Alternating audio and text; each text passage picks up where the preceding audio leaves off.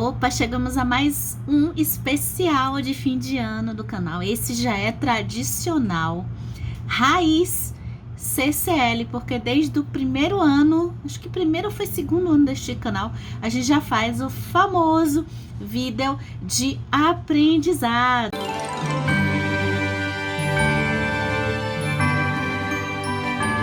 Esse é o momento que a gente reflete sobre as leituras que a gente fez durante o ano, pensando naquilo que a gente aprendeu, pensando naquilo que transformou a gente como leitor. Ou você tá igual ao ano passado? Então, bora já começar esse vídeo sem mais delongas. Deixa aqui nos comentários, como eu sempre peço, você pode conversar aqui comigo nesse canal. Esse canal tem os melhores participantes ever. É só vocês olharem os comentários. Que coisa maravilhosa são vocês. Deixa aqui nos comentários qual foi o aprendizado ou os aprendizados. Muitas vezes tem vários. Quero saber todos os aprendizados com as leituras que vocês fizeram em 2023. Só uma observação para a gente já começar no aprendizado número 1. Estamos ainda com problema de câmera em vias de solução, tá? Mas vocês são tão fiéis aqui e são maravilhosos e ninguém nem reclama, mas sim, fica iluminado aqui, ó. Mas vocês são maravilhosos, vocês nem percebem. Então é só uma observação para aqueles mais perceptivos em termos de enquadramento e iluminação aqui, tá certo? Então estamos com o celular, mas o importante é que eu tenho notado esses vídeos, tá? Dá para entender e dá para participar da conversa mesmo assim.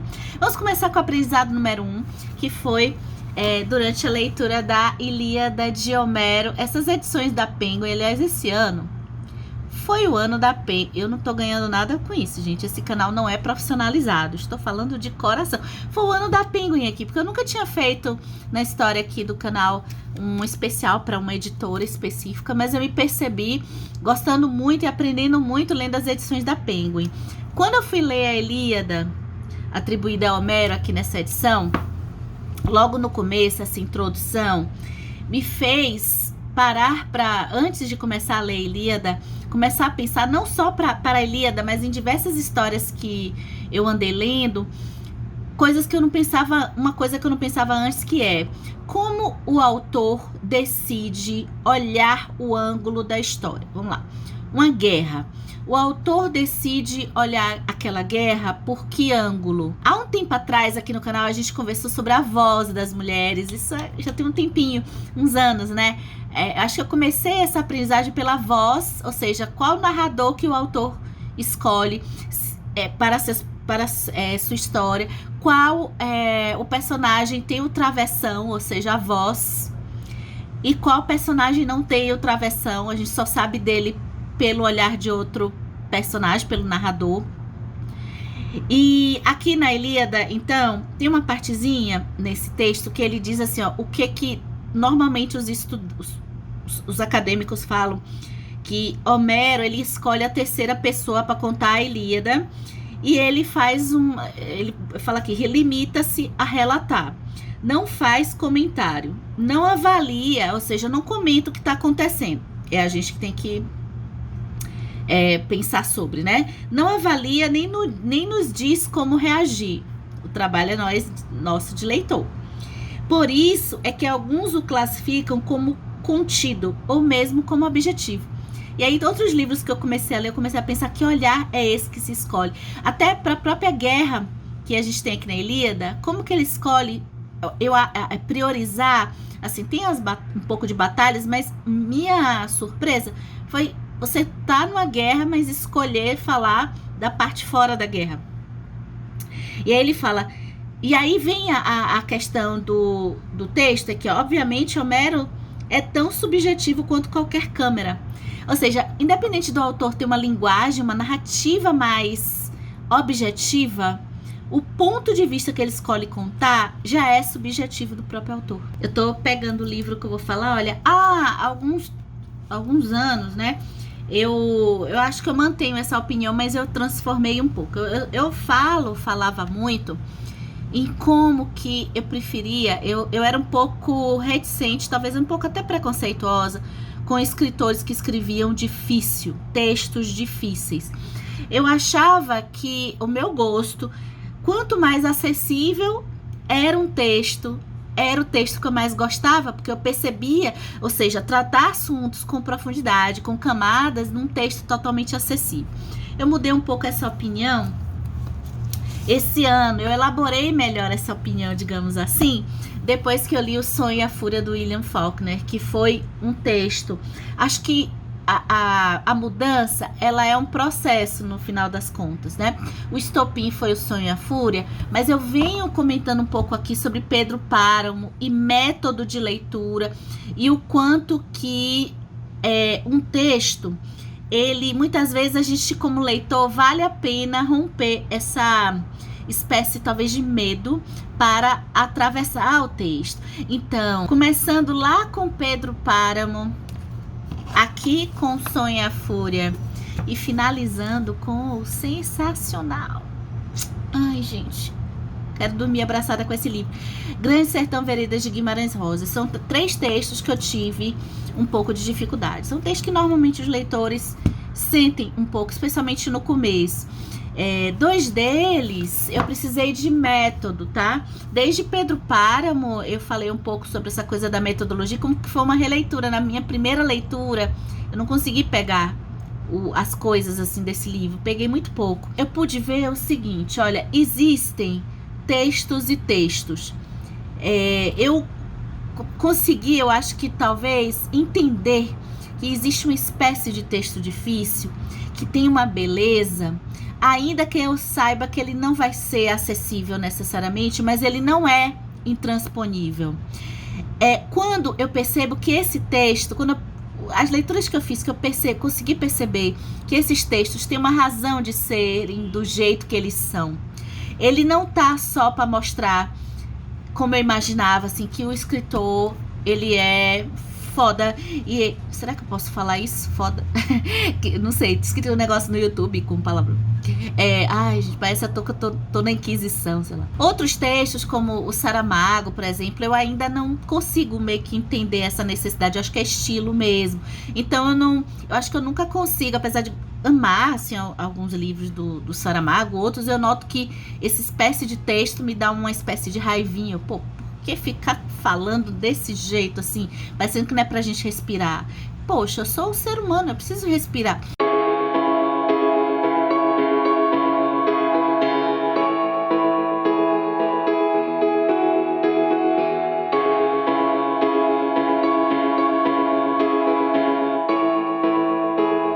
Bora passar pela poesia rapidinho, porque esse ano eu acho que eu tive sorte, talvez, eu acho que eu me conectei um pouco diferente com a poesia.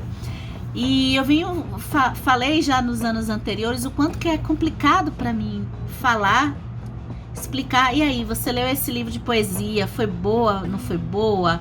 Gostou, não gostou? Porque a poesia não é nada que eu sinta conforto em elaborar. A poesia eu sinto, eu só sinto. Não consigo muitas vezes colocar em palavras, né? Esse ano eu acho que eu pude sentir, assim, poetas que eu descobri. Vou falar de um casal que me trouxeram, assim, uma conexão que eu consegui falar um pouco mais aqui no canal de poesia, tá? Apesar de continuar só sentindo. Manuel de Barros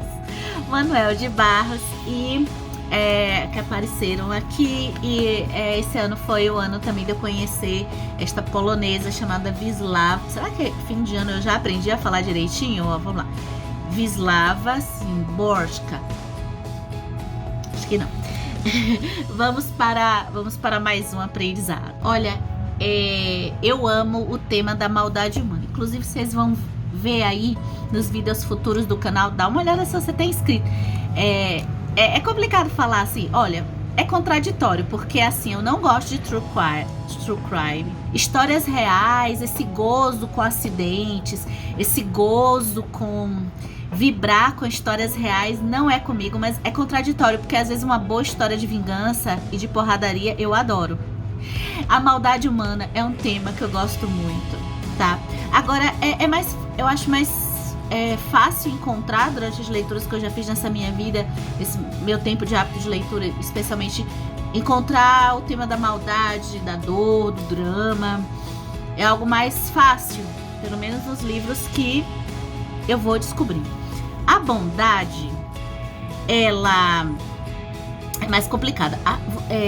Passar assim um personagem bom e trazer camadas nesse personagem em volta dele, eu acho que esse ano foi quando eu pude perceber. Tem já alguns vídeos anteriores aqui no canal falando do quadrinho do Superman, se eu não me engano, em que tem esse tema. E aqui, esse ano, a gente tem um livro que eu li há um tempo atrás. As leituras aqui funcionam assim, né? Os livros não ficam lá atrás esquecidos. Quando eu leio o livro esse ano, às vezes eu resgato uma leitura antiga. Então esse ano eu li O Idiota, Dostoiévski pela primeira vez. Já tô começando a falar assim pela primeira vez, que eu já tô pensando nas releituras que eu vou fazer. Então deixa já claro aqui no canal que é a primeira vez. Eu li o Idiota, e que a gente tem aqui muito me veio a bondade humana e como que a gente pode construir histórias e personagens ricos, maravilhosos, passando por essa coisa da bondade. Esse livro me fisgou o Gabriela também. Na época eu não pude fazer um vídeo falando um pouco dessa abordagem de Gabriela, e aí vamos para esse ano, porque Gabriela volta para o canal, como normalmente acontece com alguns livros, acontece deles voltarem, né? Então tem toda essa elaboração sobre a bondade humana aí nesse vídeo. Foi um aprendizado. Eu busco mais personagens assim, quem sabe depois a gente volta pra conversar com outros personagens. Não é muito comum a gente encontrar esses personagens. Se vocês, e esses tipos de livro, se vocês encontrarem, vocês me recomendam, tá? Vamos pro próximo aprendizado. Esse aqui teve uma polêmica depois com esse livro, né? Que se chama A Biblioteca da Meia-Noite. E esse livro, ele me fez pensar um assunto que eu sempre na minha trajetória de leitura, eu não me importo muito com o livro ter, assim, o final do livro não é uma coisa que é muito importante pra mim. O final é o final. Fora, assim, os policiais, talvez, a gente fica curioso por um desfecho de como vai ficar. Mas a jornada do livro sempre foi importante, né? Aqui no canal a gente tem uns vídeos até mais antigos falando, olha, o negócio é a jornada. Aqui, eu meio que, o Matt Haig, ele meio que deu um tapinha na minha cara, assim, porque eu comecei a repensar um pouco quanto que alguns livros podem não ter um miolo, né? Um meio tão empolgante, mas ele se recuperar no final. E aí, depois que você termina, o final parece que salva o meio do livro, uma coisa assim, sabe? Então eu fiquei pensando sobre isso, sobre esse assunto. Como é que vocês lidam com as histórias, né? Eu acho que algumas histórias pode ser que isso não se sustente, vai depender da experiência de cada um, né? Em outras, como essa aqui, eu me lembro que esse era um livro que estava passando um pouco... Assim, ele começa com uma premissa muito boa, mas estava ficando repetitivo ali no meio. Quando chegou pro final, ele me tocou. E ele não é um livro tão, assim, elaborado, mas ele me tocou tão profundamente. Às vezes é isso que a gente está precisando, né? No momento, eu acho que para um livro ser considerado bom...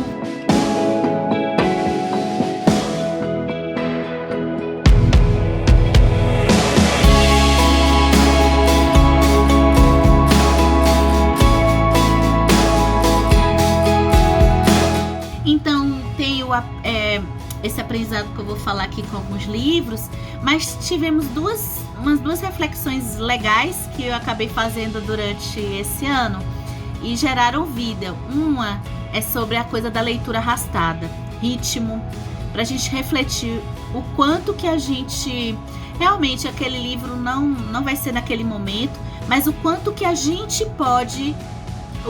Como que está sendo o nosso comportamento hoje, especialmente em volta dos estímulos, né?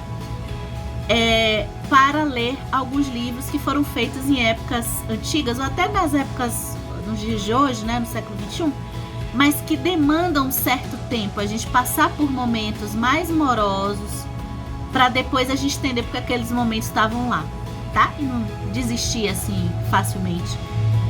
É complicado, porque cada vez a nossa atenção está sendo mais, tá tendo uma batalha, que Dostoiévski fala que o bem e o mal estão batalhando dentro de nós, mas existe uma batalha pela nossa atenção ao nosso redor, pelas telas.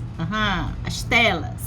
Bem, para completar esse aprendizado, eu mergulhei no tema das memórias esse ano, e partindo lá do primeiro aprendizado que eu falei da Ilíada, do olhar em que o narrador, o autor, escolhe para um determinado assunto, o olhar que ele escolhe para tratar de um evento, desse tema das memórias, a gente pôde discutir, eu pude aprender junto com vocês o olhar que cada um e a forma que cada um enxerga o seu passado.